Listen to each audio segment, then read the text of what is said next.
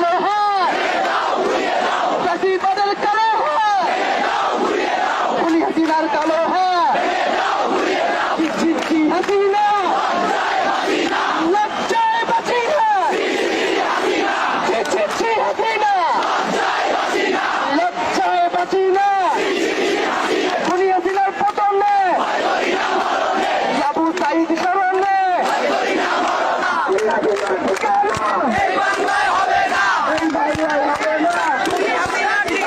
action to action,